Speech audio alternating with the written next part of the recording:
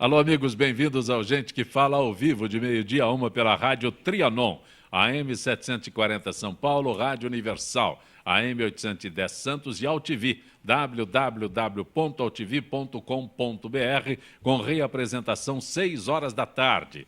Nosso site www.gentequefala.com.br, nossa página Facebook/programa Gente que Fala, o Twitter, @Gente que Fala AM, o WhatsApp é São Paulo 11 974012235, o telefone que está à sua disposição também é São Paulo, é 11 5052 6622. Participando desta edição de Gente que Fala, delegado Alexandre Zakir, que é vice-presidente do Sindicato dos Delegados de Polícia do Estado de São Paulo. Zakir, prazer tê-lo aqui. Não, companheiro, o prazer é todo meu, obrigado pelo convite, vamos lá.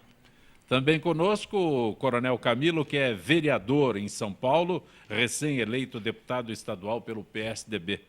Vereador, Coronel Camilo, prazer tê-lo aqui. Isso, prazer estar aqui no Gente que Fala, conversando aí de segurança com todos. Obrigado. Coronel Camilo, uma dúvida aqui, o senhor é atualmente vereador. Eu estou afastado agora porque não, o Antônio... é vereador, está no mandato de vereador. Não, o Antônio Carlos voltou, já... Antônio Carlos Rodrigues voltou, porque a Marta entrou, então eu estou afastado agora. Já está, bom. Então já está preparado. Estou preparando a nova casa. 15 de março. 15 de março às 15 horas. A pergunta que eu ia fazer é como é que vai ficar este período todo, porque mantém o mandato até 15 de março. Todos, né? Os outros vereadores são 7 eleitos, todos mantêm o cargo até dia 15 de março, 15 de março. Até 14 e 15 é isso. 14 é o último dia. Também conosco o vereador por São Caetano do Sul, Éder Xavier. Éder, prazer tê-lo aqui. Prazer voltar. Você me convidou, eu vim todo feliz de estar no teu programa. Eu acrescento Éder Xavier da trombeta. A trombeta. Mantém a trombeta em circulação. Trombeteando sempre. CET reduzirá velocidades nas marginais. Devido ao crescimento das mortes no trânsito em São Paulo, a Prefeitura decidiu reduzir a velocidade máxima nas marginais Tietê e Pinheiros. Limite na pista expressa cai de 90 para 70 km por hora, na pista local de 70 para 60. A CET diz que ainda não há prazo para a mudança, embora ela já esteja sendo preparada por técnicos e que outras vias terão também redução de velocidade. Zakir, é solução? Eu vou surpreender vocês, não, Copé. Eu acho que é uma boa medida. E vou te dizer por que eu acho que é uma boa medida. Porque ela tem como base exemplos de sucesso em outros lugares do mundo. O que é ruim e o que causa um desconforto muito grande para a população como um todo, quando recebe essa notícia, é o fato de que a gente já demora tanto tempo no trânsito e associa-se a diminuição da velocidade máxima a mais tempo de trânsito, o que não é uma realidade, né? Se você tem que imaginar que a velocidade máxima você acaba atingindo em curtos espaços de tempo em função do trânsito caótico que a gente tem em São Paulo. Agora, a solução não é só reduzir a velocidade. Não é só reduzir o limite máximo de velocidade. A solução é apresentar um transporte público de qualidade para a sociedade. A solução é apresentar alternativas ecologicamente aceitáveis para a sociedade. Eu sou um cara que é adepto da bicicleta. Vira e mexe eu uso bicicleta. Você não anda de bicicleta, Ando, Zé Gopé. Ando. Você está falando para agradar aqueles que nos acompanham. Não é para agradar aqueles que nos acompanham, que nos ouvem. Eu sou um usuário assíduo. Tenho, inclusive, aplicativo no meu celular para utilizar de ponto a ponto, como você tem na Europa, num monte de lugar do mundo. Isso é prático. Uma pessoa que não tenha uma vida sedentária, que não é o meu caso, eu tenho uma vida ativa, isso é muito bom, facilita muito. Eu sou usuário não frequente de transporte público, mas sou um usuário de transporte público. Eu não penso duas vezes em usar um transporte público. O que incomoda, Zancopé, é que a realidade do transporte público apresentado para a população aqui, ela é sofrível. Esse é o grande problema de transporte em São Paulo. O grande problema não é o limite máximo de velocidade, que tem que abaixar, sim. Tem que abaixar porque diminui morte no trânsito, tem que abaixar porque aumenta a segurança dos outros meios alternativos de transporte. Agora, o que nos incomoda é que a gente vive numa cidade que você passa horas e horas no trânsito e você associa a velocidade a chegar mais rápido no local. E não é uma realidade. a realidade que se apresenta de rapidez na locomoção é a eficiência desse transporte e que hoje ainda se apresenta de forma sofrível na nossa sociedade. Sem dúvida, concordo totalmente com o doutor Alexandre Zaquir. O que acontece? Coronel Camilo, não anda de bicicleta também. Não anda de bicicleta não, mas anda do transporte coletivo. Muitas vezes, até por causa do trânsito, público, de transporte público. De vez em quando eu pego... Metrô, ônibus. Por incrível que pareça, eu moro ali na Zona Norte. E se eu vier de carro até a Câmara, não estou indo mais agora, mas eu vim aqui para o escritório, é mais fácil eu descer lá na parada inglesa, tomar o metrô e vir para o centro do que ficar no trânsito. Então, muitas vezes eu uso. Tem uma reunião importante, por exemplo, eu uso. Agora, o que ele está falando é muito importante, o que o Zaquir está falando, ou seja, as pessoas confundem, né, a mobilidade com a segurança. Ou seja, Sim. para a mobilidade, concordo plenamente, nós temos que oferecer um transporte público de qualidade. Eu só uso o transporte público quando é 9, 10 horas da manhã, porque aonde eu moro, às 6, 7 horas, você não entra no transporte público, não tem jeito. Agora, falando em segurança, é importantíssima a medida. Todos podem achar até que olha, vai reduzir, né? Não deve confundir mesmo mobilidade com velocidade. Só para os nossos ouvintes terem uma ideia, quando eu comandava a polícia em 2010, pela primeira vez, os homicídios dolosos de trânsito superaram, os homicídios culposos de trânsito superaram os homicídios dolosos. Morria mais gente no trânsito do que de homicídio doloso no estado de São Paulo. Eu lembro que era 4.800, mais ou menos, que morriam com acidente de trânsito e 4.200 de homicídios dolosos, que a gente via numa queda muito forte de homicídios dolosos naquela época. Então é importantíssimo a gente diminuir a velocidade, não só mas nas principais vias. Isso não vai atrapalhar a mobilidade, mesmo porque na maioria dessas vias, até na marginal, dificilmente a gente consegue usar a velocidade máxima dela, com raras exceções nos intervalos aí, mas nos horários de manhã, na hora do almoço, à tarde, muito difícil a gente ter a velocidade máxima nessas vias. Opa, você mora em São Caetano, tem problema? Deixa eu, Milton Flávio, redução da velocidade nas marginais, Milton Flávio. Você acha que eu vou me confrontar com o coronel, que conhece tudo isso aí, né? Mas eu acho que é importante, sim, né? Se você puder, e todo e qualquer esforço que puder ser feito para evitar acidentes, evitar mortes, deve ser tentado e deve ser buscado. Isso, a gente que viaja para o exterior vê que cada vez mais há uma preocupação com a redução da velocidade dos carros, sobretudo nas áreas urbanizadas, né? É uma tentativa mundial, então nada contra, pelo contrário, eu acho que é um processo que... É uma boa ideia. É uma boa ideia, que tem que ser implementada, mas infelizmente a gente sabe que os infratores vão continuar acontecendo, e é exatamente esses que acabam causando, né? Dificilmente, mesmo na velocidade de tráfego atual, você teria acidentes maiores, mas infelizmente algumas pessoas vão no limite, do limite para passar um pouquinho, não precisa de muita força não. Deixei você para o final, porque São Caetano é tido como uma cidade... exemplo, cidade modelo. Nós tentamos implementar em São Caetano, as administrações, esse problema de reduzir a velocidade. E faço aqui uma síntese de tudo que eu ouvi de pessoas tão experientes que participam do teu programa, Zancopé. É o seguinte, eu penso assim, olha, o peso e contrapeso. Tá bom, eu, Estado, vou exigir que você, mesmo tendo uma vida tão agitada, que nós temos que correr tanto, o tempo é tão limitado para tudo que nós temos que fazer nos dias de hoje. Eu vou limitar a sua velocidade. Mas o que eu te dou em troca, enquanto Estado, é o que o delegado disse, Zaquir. É isso mesmo. Enquanto nós não tivermos a contrapartida de ter que ficar no trânsito com menor velocidade, enquanto não tivermos a contrapartida, haverá, Milton, os infratores, contumazes. Por quê? O meio ambiente é ruim. Eu fico lá parado, o monóxido de uma velocidade menor, monóxido de carbono, dióxido de carbono. Olha, o presidente mundial de cardiologia sustenta, está aí na internet para ver, que o monóxido de carbono, o dióxido de carbono, o delegado e o coronel vai ficar bravo comigo. Mata mais do que o uso constante da cocaína. Então, tudo bem. Ótimo reduzir a velocidade por todos os motivos aqui já elencados.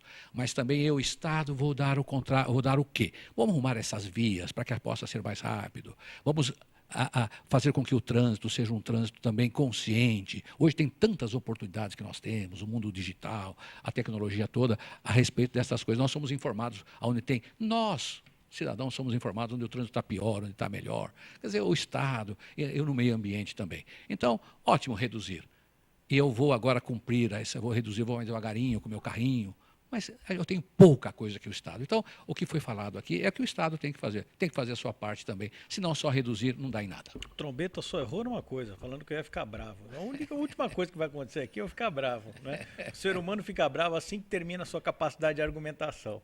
Mas eu concordo plenamente com você, o Trombeta, que a gente precisa ter a contrapartida. A contrapartida é fundamental, sim.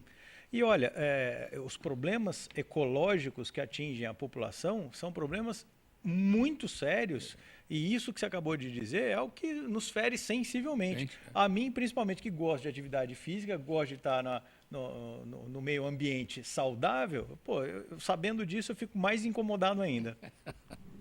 Algo a acrescentar? Não, acho que está tudo, para mim está tudo certo. Está tudo bem? Está tudo então, bem. Mais devagar agora. Inclusive reforçando essa questão que é muito importante, que foi falado que é do meio ambiente. Né? Não sei se efetivamente... eu sou médico, né, professor de medicina. Essas estatísticas de médico precisam sempre ser levadas com uma certa dose de reserva. Né? Quando você diz que o monóxido de carbono mata mais do que você usar cocaína o tempo todo, né?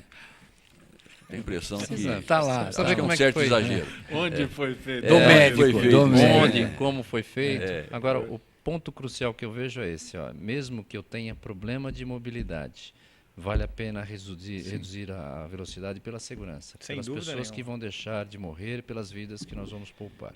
Mas eu queria, viu, Camilo, até aproveitar esse gancho. Eu assisti esses dias num programa de televisão um estudo interessante de um cientista americano que estava tentando criar um modelo matemático para explicar congestionamento.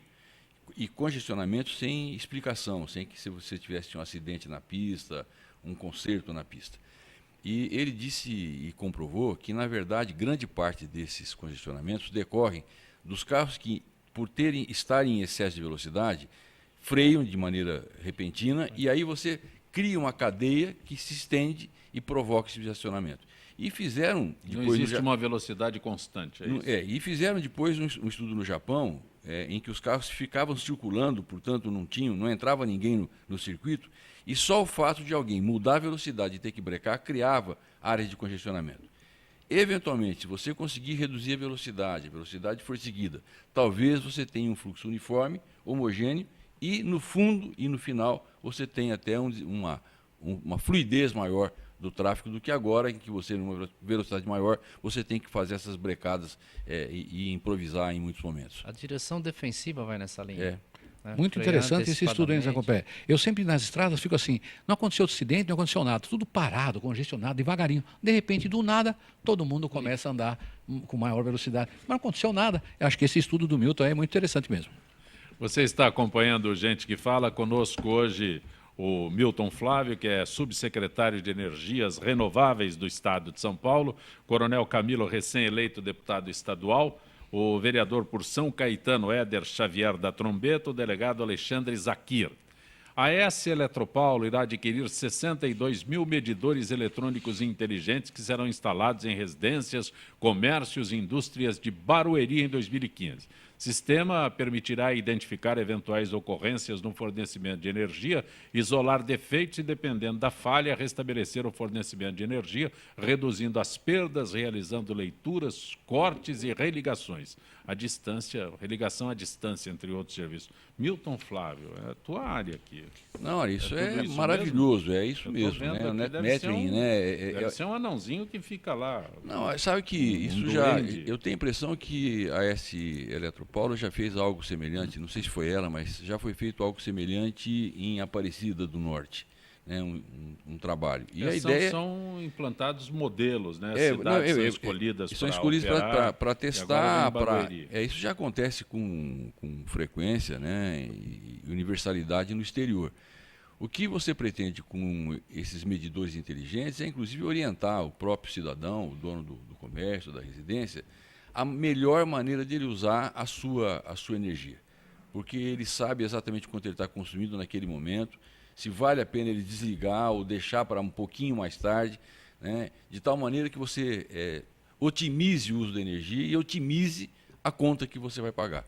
Então, tudo a ver né, num país que vive, por um desgoverno, uma escassez além da conta de energia. Mas você está falando isso no comércio, na indústria, na residência também. Aplica na residência também? Também. Você escolhe a hora do banho, você escolhe a hora de lavar roupa, você pode escolher, né, usando de forma inteligente a energia elétrica em horários em que a demanda está mais baixa, que o custo da energia está mais baixo. Porque a energia não tem um custo homogêneo. Ela, nos horários de pico, ela custa muito mais cara, né? Então, você pode aprender, inclusive, a usar isso. Além do que, ao detectar com mais rapidez interrupções, defeitos, você também evita transtornos, né? Inclusive prejuízos para o comércio. Éder? Bom, eu não conheço bem o tema, né? É uma coisa bem nova, eu não estou em condições nem de comentar isso aqui. Mas, sabe, eu quero fazer um apelo aí. Quem sabe isso aí funcione mesmo, Milton? E o horário de verão que eu odeio, nunca mais venha a existir. Quem sabe isso colabora. É a única coisa que eu posso falar, Zancopé. Não conheço bem a matéria. Não, Trombeta, eu vou dizer que você podia, como vereador, botar a boca na trombeta. É ótimo. Nós estamos trabalhando muito para começar projetos aqui em São Paulo, com o apoio do nosso governador. O secretário Zé Aníbal implementou isso quando era secretário da pasta, os chamados telhados verdes. Nós estamos resolvendo um impasse que existia no Confaz, que estava bitributando essa energia gerada, embora sejam poucas as residências que têm isso. E já existem projetos que vão ser seguramente desenvolvidos nesse próximo ano, inclusive no próprio Palácio dos Bandeirantes, ainda até o final do ano, nós devemos estar inaugurando a energia fotovoltaica, que é o uso da energia fotovoltaica. O nosso estado é um estado que tem uma grande insolação. Conversamos ainda há pouco, por isso que eu me atrasei um pouquinho, na Secretaria do Meio Ambiente, na CETESB, para facilitar o licenciamento da instalação desses projetos. E seguramente, nós temos aí mais de uma Itaipu que pode ser aproveitada em telhado sem nenhum tipo de mudança arquitetônica adicional. Então, eu diria que tão importante quanto os medidores inteligentes é o dono da casa inteligente colocar lá o seu telhado solar. Amém. Eu sou apaixonado por esse tema e vou dizer uma coisa para vocês, né, eu estava lendo há pouco tempo atrás uma reportagem sobre a utilização, inclusive, de carros elétricos. E diz que tem um mito aí de que se a gente tivesse muitos carros elétricos, geraria uma sobrecarga na rede. E aqui, vamos usar essa notícia para começar também a desmistificar um pouco esse tema. Em pouco tempo, você vai ter a possibilidade de, com medidores inteligentes esses, como muito bem disse o Dr. Milton Flávio, ter a possibilidade de você fazer a boa utilização em função dos horários de pico e dos horários em que a energia é mais cara ou mais barata. Você utilizando o carro elétrico, o seu carro elétrico tem uma bateria que armazena energia. Nos horários de pico de consumo, onde a energia é mais cara, você tendo uma rede inteligente, você pode utilizar a tua energia do teu carro para alimentar a rede.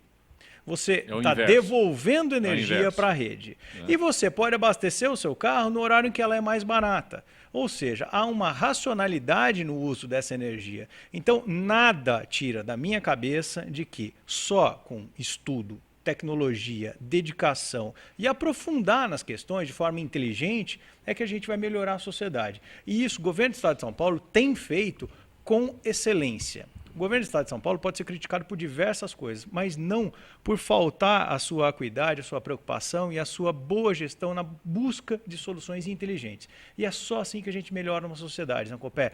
Não tendo aquele discurso fácil, digerível, aquilo que é mais simples para a população, em tese, receber, principalmente nos discursos ligados à violência, como estava eu e o Coronel Camilo agora há pouco conversando.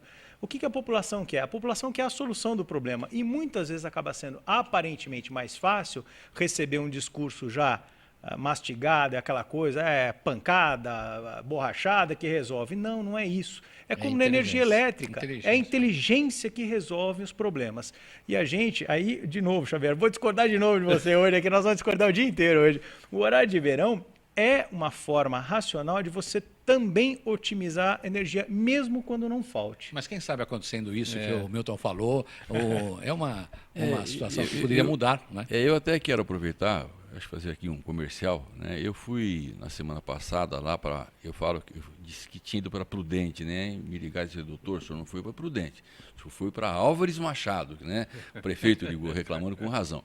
A Matsuda, que é uma empresa grande que trabalha com sementes, implementos agrícolas, ela está começando a produzir agora equipamentos também com energia solar. De tal maneira que você possa, usando, inclusive facilitando. No campo existem situações em que para você levar a energia elétrica, só o posteamento custa uma fortuna.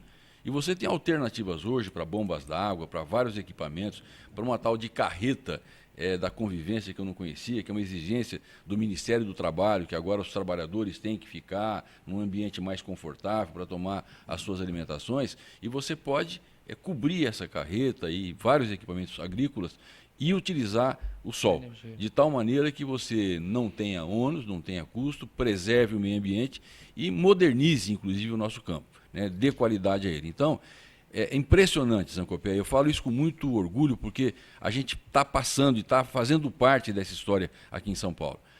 Nos próximos anos, o Brasil, e São Paulo em particular, vai mudar a sua fisionomia. E a nossa matriz energética terá uma outra característica, muito mais parecida com aquela que nós temos hoje na Europa, nos Estados Unidos, sobretudo no Japão. Inclusive, usando placas fotovoltaicas de filme fino ou tradicional em reservatórios, que, por incrível que pareça, estariam contribuindo, inclusive, para esse momento. Porque foi provado no Japão que eles reduzem, além de gerar energia elétrica, num reservatório que nas nossas hidrelétricas já estão lá, você vai estar podendo repotencializar as nossas usinas. No horário de sol, você vai poder reservar água, e usando a água de noite quando você não tem sol. Então você pode trocar, guarda a água durante o dia, usa o sol, à noite não tem sol, usa mais a água. Com isso, nossos reservatórios vão poder reservar muito mais água. E tem um dado que eu dizia que foi estudado, que você evita em 60% a evaporação, o que melhora ainda mais a capacidade do reservatório.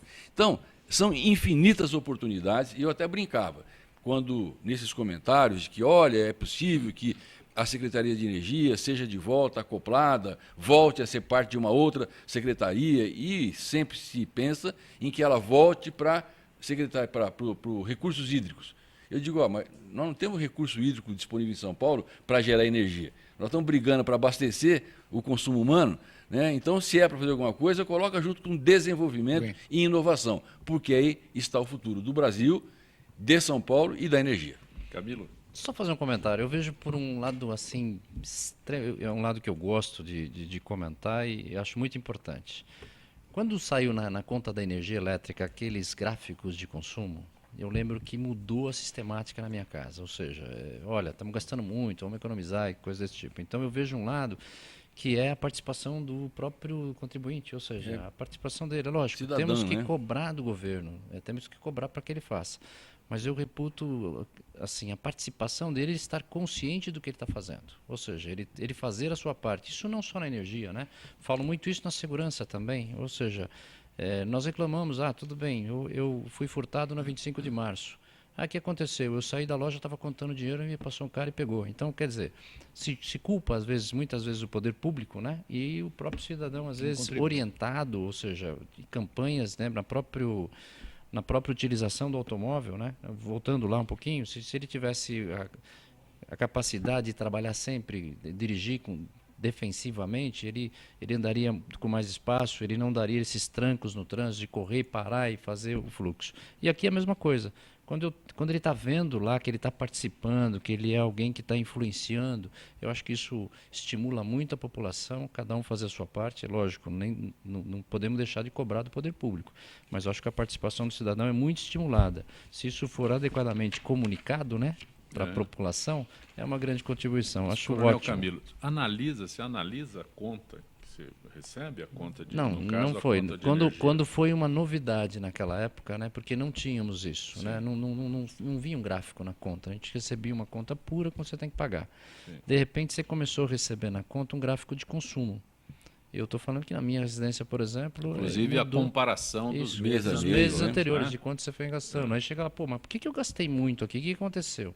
Nós chegamos, inclusive, a detectar um problema na residência lá com relação à energia, Então, por quê? Porque chamou atenção, era um gráfico, Tudo que é imagem chama mais atenção. Mas o que eu vejo assim, é a importância de nós... Desculpa, interrompendo você, eu fiz a pergunta porque... Eu me incluo, aí nós não temos o hábito de fazer uma análise dessas... Uma análise, Ô, Zancopé, meu nome é Zaqueiro Zancopé.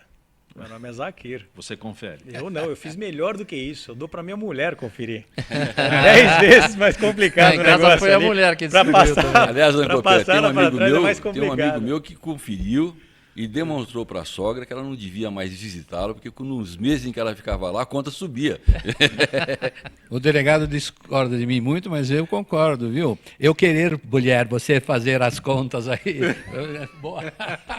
Gostei dessa. Funciona realmente, Zaquir? Não, Olha, mas não, sabe quando isso, funcionou? Isso é muito importante. Sabe quando Não, funcionou? Quando eu falei para ela assim, ó, você tem isso aqui para gastar. Eu botei 20% a menos do que era a conta. É impressionante como todo mês Não, bate o valor certinho. É porque nós não temos a Não tem o consciência hábito de da consumo. necessidade disso. Não é o que o Coronel É verdade. Camilo está falando, né? Não é porque vem gráfico que facilita a Não, consulta. deveríamos... Mas nós não temos a consciência da necessidade disso, né? Com conta de gás, com conta de água. com Muitos conta não de- conferem nem É. a conta do cartão As quando está pessoas- pagando. A conta de água é comum porque quando chega uma conta exorbitante a pessoa se assusta. Mas vai aumentando gradativamente. Quando existe um vazamento, ele vai aumentando. Com mas certeza. as pessoas não.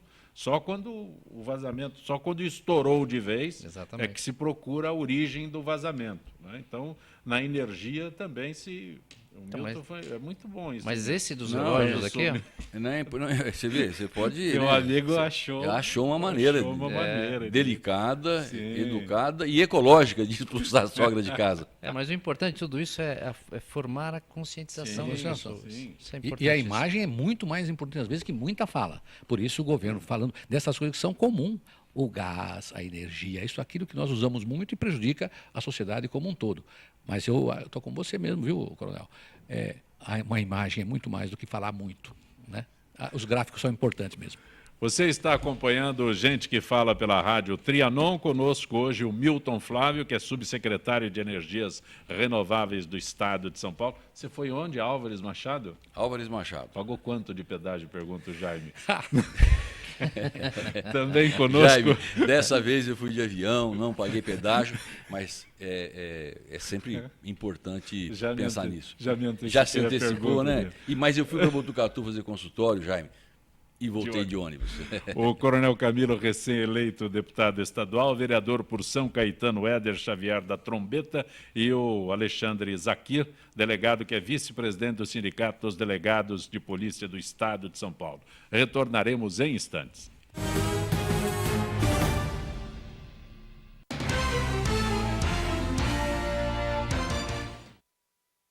Tudo tem a ver com alguma coisa. De onde vem a água que a gente bebe? Da torneira. Ih, nada a ver. Vem dos rios que nascem da mata. Sabia que a gente só respira por causa das árvores? A árvore respira? Respira. A árvore respira. E o que você tem a ver com isso? Meu ar. Minha água. Minha árvore. Meu ambiente. Mata Atlântica. SOS Mata Atlântica. Mais 25 anos.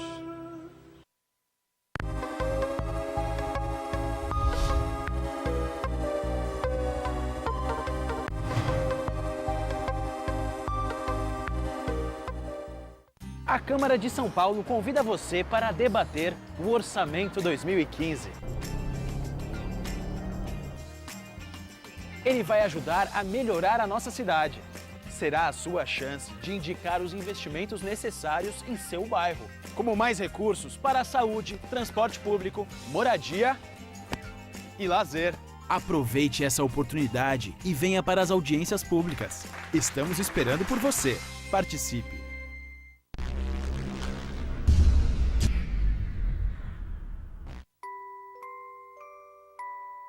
As nossas recordações são os nossos maiores tesouros.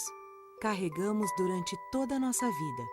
Manipular, distorcer ou implantar falsas memórias, além de ser uma violência, é crime.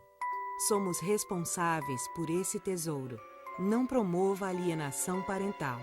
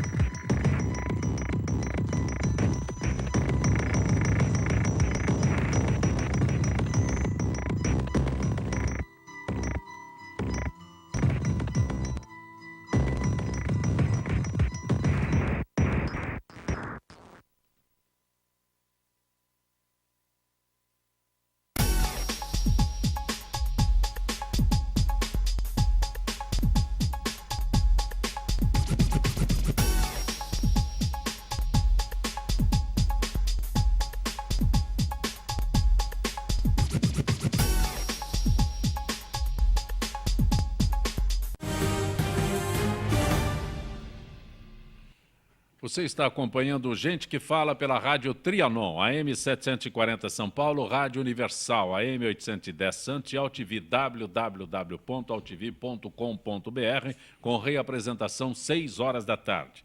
Telefone à sua disposição é São Paulo 11 5052 6622.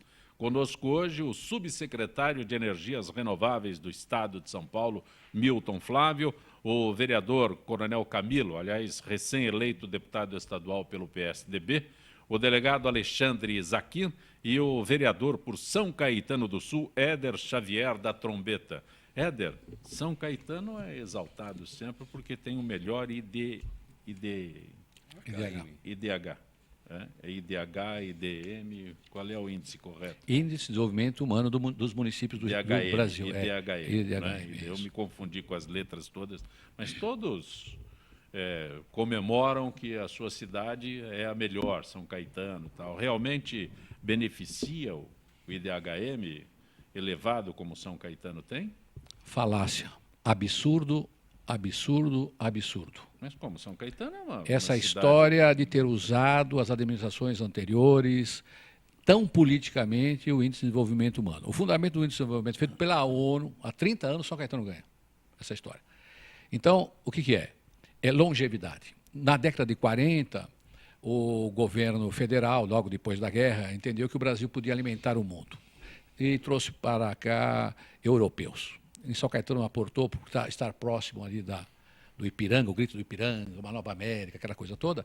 Então veio para a nossa cidade italianos, um número muito grande de italianos, depois seguido de portugueses, depois de espanhóis. Então a longevidade tem essa característica de europeus que vieram aqui com outro conceito de vida e de alimentação, então tem longevidade São Caetano. O segundo item importante desta análise do IDH é o número de escolas. Nós temos escolas, não tem gestão, mas tem escolas, prédios. Não é? E o terceiro, renda per capita. Famílias que o Brasil conhece no mundo econômico, de grandes realizações, família Braido, esse que faleceu agora, o Samuel Klein, né, da Casa Bahia, a família Apolinário, todos eles ainda fazem e declaram o seu imposto de renda e outras notícias do mundo econômico, da sua situação, em São Caetano do Sul. Nós somos o 4º menor município de extensão territorial do Brasil. E do estado de São Paulo, entre 645, somos o penúltimo menor. Então, nós ganhamos IDH, Índice de Desenvolvimento Humano. E passa essa ideia que o IDH quer dizer que todos que moram em São Caetano do Sul são ricos e que têm uma facilidade enorme de conviver com aquelas necessidades que o Estado, o município tem que atender às demandas da sociedade. Então, que nós temos condições total de fazer isso. E aí não é bem verdade. Nós temos cortiços em São Caetano, muito cortiço em São Caetano. Nós temos índices da Secretaria de Segurança. Nós somos normalmente campeões na área de crime contra o patrimônio, normalmente o aspecto de furto de automóveis. Não é? Nós temos esses problemas. Poluição ambiental, também estamos sempre entre os primeiros. Então, nós temos demandas que precisam ser resolvidas. Nós tivemos 30 anos do mesmo tipo de governo em São Caetano do Sul. Agora, com o Paulo Pinheiro, é que modificou uma alternativa para São Caetano. Só tivemos 8 prefeitos. Outro dado, nós temos só 65 anos de emancipação, 136 de fundação. Éramos uma vila de Santo André. Esses problemas, nós discutimos muito aqui, ouvimos, o conhecimento, a tecnologia, porque, na verdade, Zé Copé, nós estamos num outro momento no Brasil. Não é mais multidão, como diz Lebon, que segue grito. Nós temos hoje povo, que vai exigir muito, muito. Então, nós temos uma alta arrecadação, o povo vai exigir, nós temos que encontrar facilidade para atender as demandas. E essa história, então, de IDH, quando você senta com o ministro, quando você vai lá no governo do Estado, você vai uma demanda racional, que nós temos direito, até pelo nosso ICM, IPI, etc. Está lá a General Motors, tem a distribuidora da Petrobras lá de combustível, que é que sustenta hoje a arrecadação de São Caetano. Mas quando você senta com autoridades que podem atender as demandas de São Caetano do Sul, nós temos... Você veio trazer dinheiro para nós? É tudo rico lá. E não é bem isso que acontece. Então, o IDH precisa ser bem digerido para este outro momento, que é o momento de povo. Mas você não discorda desse IDH, você não discorda desse... Eu vou dar uma referência. Você até me surpreende, porque é a primeira vez que eu vejo alguém contestar São Caetano dessa forma. Porque São Caetano é o paraíso que todos nós gostaríamos de morar. Eu vou dizer... Só uma coisa, um detalhe, só, Milton, olha, qual é o segundo maior IDH do Brasil? Águas de São Pedro. 3 quilômetros quadrados, 2 hotéis, sem nenhum desmérito à cidade. sim. Estamos falando de economia, de algo maior. Não é? Então, eu não sei até que ponto o São IDH, se ele Caetano não tem ajuda... zona rural. Não tem, nós temos 15 quilômetros quadrados, nós não temos... Você prefere que se chame de Trombeta ou O Xavier? Éder Xavier, né? Xavier, então. A Trombeta é um jornalzinho que tem lá. Então, o Éder Xavier, né, ele colocou um dado importante que vale a pena ser destacado, sim, porque São Paulo enfrenta o mesmo problema enquanto Estado. Se você conversar com os nossos senadores, né, sobretudo com a Aloysio, seguramente o Serra vai reclamar, Geraldo reclama com muita frequência, os nossos secretários da Fazenda reclamam não apenas da guerra fiscal, mas de um tratamento diferenciado. Até recentemente, Zancopé, você sabe disso, o governo federal não colocava R$1, e aliás continua não colocando R$1 do governo federal para a construção dos nossos metrôs. Quando você ouve agora, não, o governo federal está colocando, não está colocando, não. Ele está emprestando dinheiro do BNDES para a gente pagar depois. Por quê? Porque São Paulo é rico. A mesma coisa acontece lá em São Caetano. E aí cria-se uma situação que eu acho que precisa ser de fato avaliada e inclusive entendida, estudada, que é a diferença social nessas cidades, elas são muito mais graves.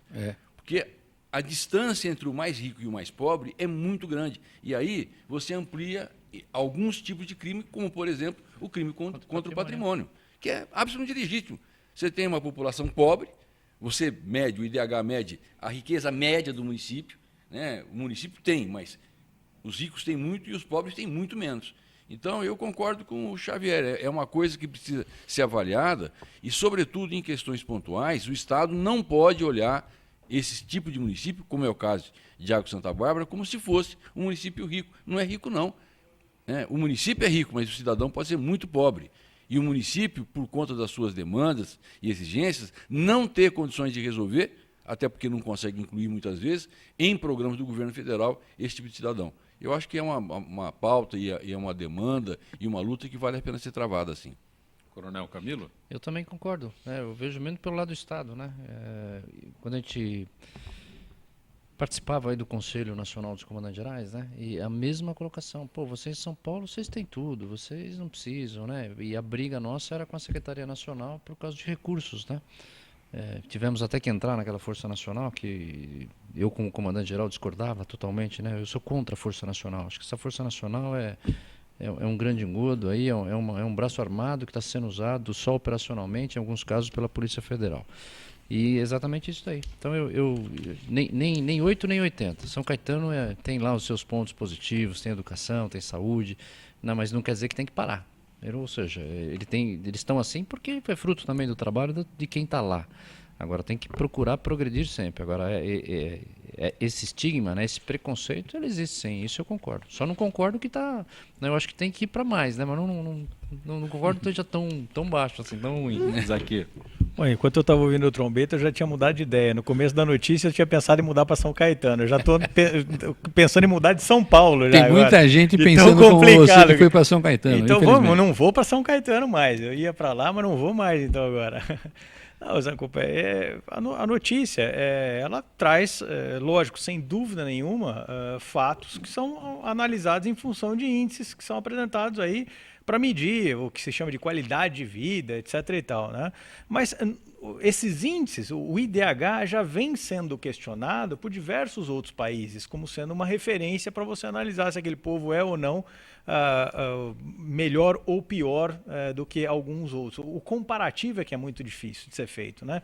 E o que fica claro aqui é que eu fico muito satisfeito em estar numa mesa com representantes públicos como os aqui presentes, porque nenhum deles está satisfeito com o que é apresentado para a pasta, para o Estado, para o seu município, e esse é o papel do representante público. O papel do representante público é buscar cada vez mais uma melhora de condição e de qualidade de vida para aquelas pessoas às quais ele representa.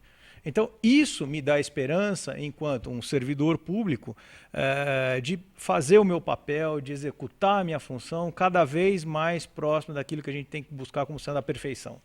E isso também tem que buscar despertar na nossa população essa vontade de buscar cada vez mais o ápice na sua prestação de civismo, na hora de escolher os seus representantes, na hora de exercer a sua cidadania. Isso aqui é o exemplo. Você tem que reclamar sim, tem que lutar pela sua região, tem que lutar pela sua secretaria. O Coronel Camilo tem que lutar pelas pessoas que ele representa na Assembleia Legislativa.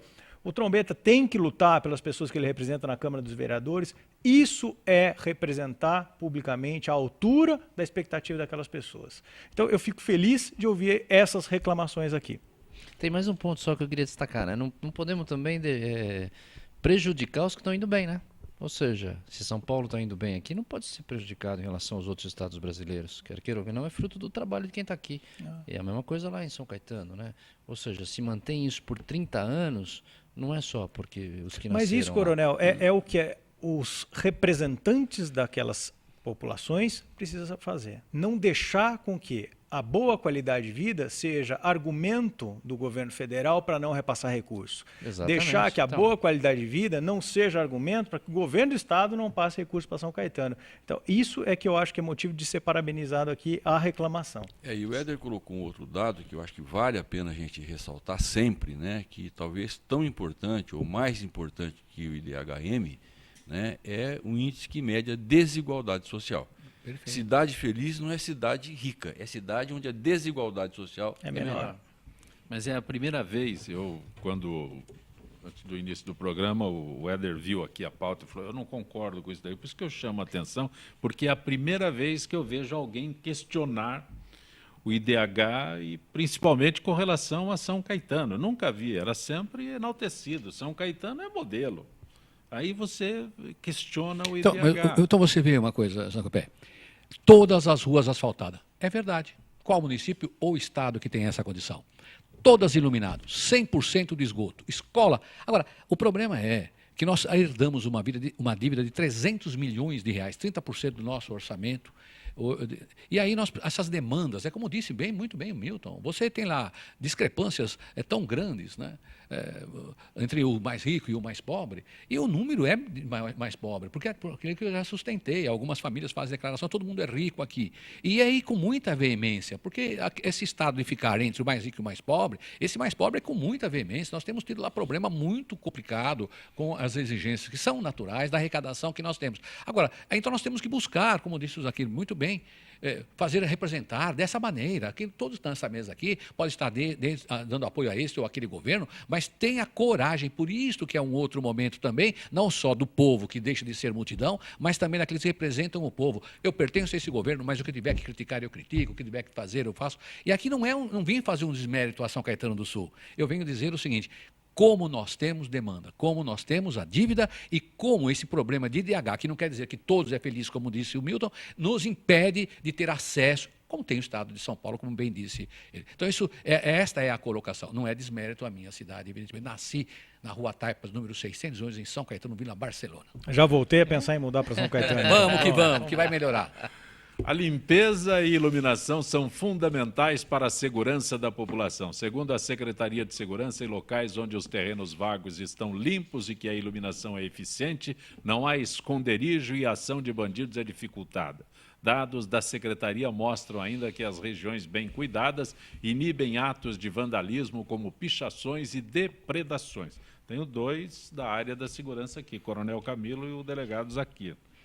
Então, vamos lá. Esse não é segredo que eu estou colocando aqui. Isso, olha, nós cansamos de falar, é uma bandeira que a gente defendeu muito forte na Câmara Municipal de São Paulo e vejo com muita tristeza o caminho que está tomando a nossa cidade de São Paulo. Não, falei isso claramente aos nossos executivos municipais. Foi feito um trabalho anterior lá no Serra, Kassab, ou seja, de organização da cidade, de retirada dos camelôs irregulares, a Lei Cidade Limpa, são ganhos que a cidade teve, a criação da Operação Delegada, que eu criei lá em 2009, justamente contra a desordem, e hoje eu olho com tristeza a cidade sendo tomada pelos camelôs, barracas, verdadeiras comunidades sendo montadas na rua, né? A 25 de março, hoje tem uma reportagem no jornal, tomada pelos camelôs. Voltamos a ter cenas que nós não tínhamos há muito tempo, daquela trombada, de derrubar as pessoas, de roubar carteira. Por quê? Porque deixou de se cuidar disso.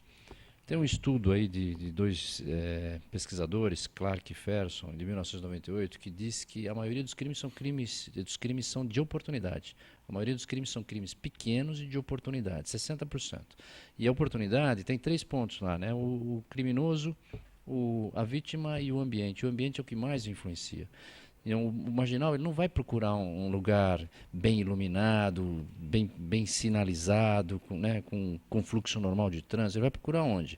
Vai procurar um lugar ermo, com muro quebrado, com lixo, com caçamba, com mendicância na rua. Não é o camelô da rua que faz o problema, mas é o ambiente conturbado que ele propicia para o bandido. Então, isso aqui eu defendo, e não só eu defendo, né? Isso eu apliquei na prática como comandante-geral. A gente, né, como comandante da área centro, comandei a região centro por 2 anos, fiz uma política muito forte de enfrentamento da desordem, tirar essas feiras da madrugada. Naquela época teve queima de carro, queima de caçamba, mas tiramos as feiras da madrugada, da Oriente, deixamos a cidade melhor. E, de repente, todo esse trabalho está sendo posto, né, de lado pela atual prefeitura e, inclusive, incentivando. Incentivando invasões. Nunca tivemos tantas invasões na cidade de São Paulo como tivemos nos últimos 6 meses do governo Haddad. Então, isso não é só aqui no Brasil. As teorias americanas aí, da tolerância zero em Nova York, do Giuliani, né, das janelas quebradas também, que provam que um ambiente desordenado traz o crime. Então, isso aqui nós precisamos ver, a população precisa cobrar da prefeitura. É lógico, todos devem participar também. Mas hoje eu vejo, nós regredimos na cidade de São Paulo. Outras cidades estão nesse caminho da organização, mais 50 cidades pelo estado, né, com apoio do governo Alckmin, aí, estão incluindo, criando a operação delegada, ou seja, estão trabalhando pela ordenação da cidade. Isso traz segurança e diminui o crime. Tem algumas perguntas. Você não gosta de mim, né? Você não gosta de mim, né? Nem um pouco. Para me colocar para falar depois do Coronel Camilo, depois de um tema desse, é difícil, né? É por isso que eu ia falar. Você quer acrescentar alguma coisa, eu posso ir para as perguntas. Eu não faço nenhum reparo ao que o Coronel falou, mas eu gostaria de acrescentar assim, algumas coisinhas, só para construir um raciocínio um pouquinho diferente. Eu acho que os grandes problemas ligados à segurança são fruto da falência de 4 momentos. Os 4 momentos são, primeiro, educação em casa. Sim. Segundo momento, a educação formal. Terceiro momento, a prevenção. E o quarto momento, a repressão. Voltando agora, de trás para frente, quando você falha na repressão, e aí eu incluo o sistema de justiça nessa falha, quando você prende o sujeito é colocado em liberdade por conta de leis brandas, por uma política de justiça equivocada diante do modelo de sociedade que nós temos hoje, nós não conseguiremos melhorar a segurança. Prevenção, enquanto você não estimular e não incentivar e não equipar adequadamente os responsáveis pela prevenção e isso não for dotado de tecnologia muito intensa, eu também não mostro para o criminoso que é arriscado praticar o crime. E ele faz equação econômica na cabeça dele, principalmente o criminoso que pratica crime contra o patrimônio. É custo-benefício, o risco de ser preso e o risco que eu vou e o lucro que eu vou aferir com o crime. E isso é fundamental, prevenção, tem que ter gente na rua, tem que ter policial. E aí entra neste meio entre a prevenção e a educação formal, isso que é iluminação e limpeza. Limpeza é fruto de educação, porque um povo educado cobra e exige limpeza. Iluminação também é fruto da educação, porque um povo bem educado vai cobrar do gestor público a boa prestação do serviço público de iluminação. E isso é fundamental para a sociedade, a educação. E um pouquinho antes disso, vem o papel mais importante das pessoas que participam da sociedade. Educa o teu filho, educa na tua casa. Aí começa todo o problema da nossa sociedade, em casa. Algumas perguntas, eu peço a vocês sejam um pouco rápidos aqui. A Sônia da Vila Jacuí. Zaquira, aqui na região da Jacupêssego, as pessoas estão aterrorizadas e evitam sair à noite. Para variar, o policiamento não é ostensivo. Como fazer? Cobrar cobrar cada vez mais. A gente precisa ter uma resposta à altura do que aquela população merece. Coronel Camilo, Mauro Rubens, das Perdizes, a sua opinião, qual deverá ser o espaço do PSD no segundo governo Dilma? Ele deve ocupar alguns ministérios, se tudo der certo aí, deve ter um bom alinhamento lá, né? Diferente do alinhamento aqui em São Paulo, né? Ou seja, isso é nítido. Estou falando agora pessoalmente, o Coronel Camilo, né? A gente não se alinha, né? Então aqui em São Paulo nós somos uma linha um pouquinho diferente. Aqui nós somos uma bancada independente, não seremos aqui oposição ao governo, pelo contrário, nós seremos uma bancada independente que vai ser o partido do cidadão, né? Já falei isso com o nosso governador, já falei também com o nosso presidente Kassab. Aqui nós vamos agregar valor ao cidadão de São Paulo, né? Vamos deixar um pouquinho a sopinha de letras de lado. Agora, só para complementar aquela pergunta anterior aí do policiamento ostensivo, né? Tem uma coisa também que o nosso ouvinte pode fazer e ajudar bastante a polícia, não só a polícia civil, a polícia militar, o governo do estado, exercer a cidadania. O aqui falou atrás sobre a cidadania. Eu até tentei incluir aqui na Prefeitura de São Paulo uma disciplina chamada cidadania, justamente para não agredir, né? Porque eu queria mesmo a educação moral e cívica, né?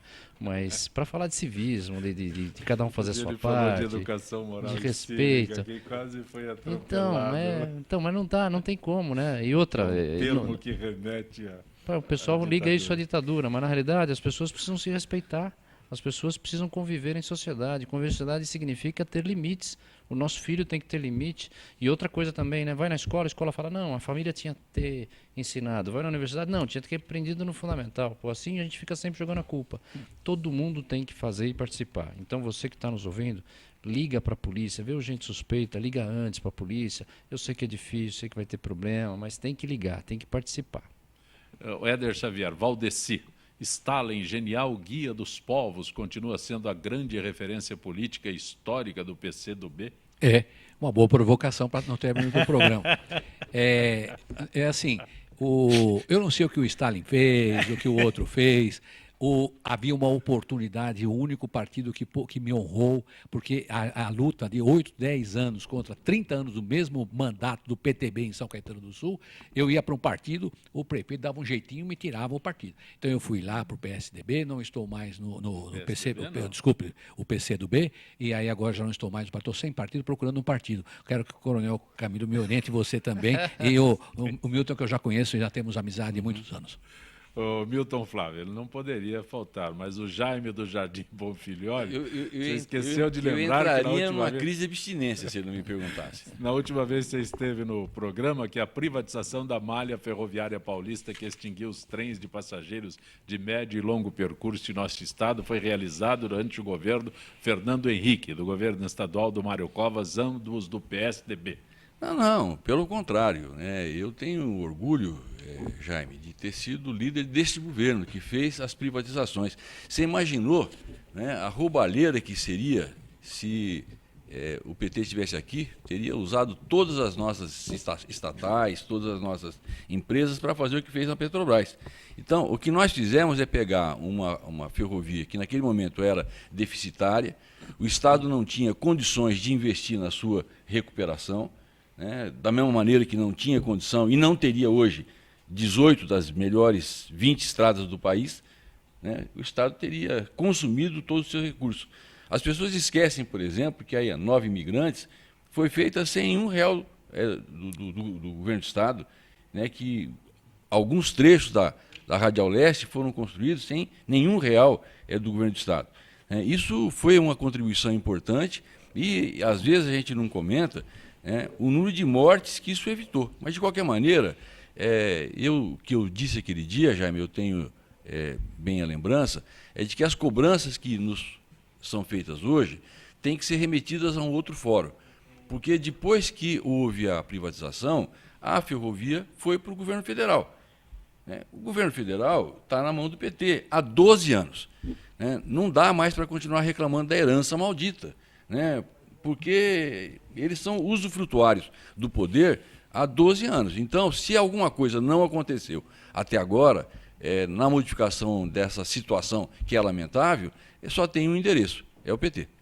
Uma pergunta aqui do Pedro Rocha das Perdizes para o Coronel Camilo. O senhor tem que ser rápido, porque o cidadão paulistano tem uma grande sensação de insegurança pública. É porque a segurança real mesmo não anda muito bem, né?